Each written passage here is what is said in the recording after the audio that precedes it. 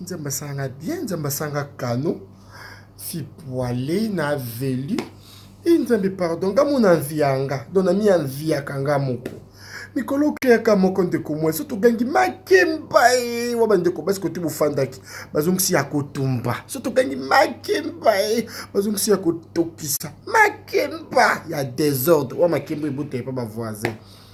Ya so na mbale le mabe. Mikolo to ganga kara makemba bandeko basi bazong si yakoita. C'est que mbale lungi maba yita loko ali fortoto. So to gangi makemba bandeko basi bazong si il y a des ordres, c'est que mbala kabati. So bagin makemba do kribi ko ya kalkimba.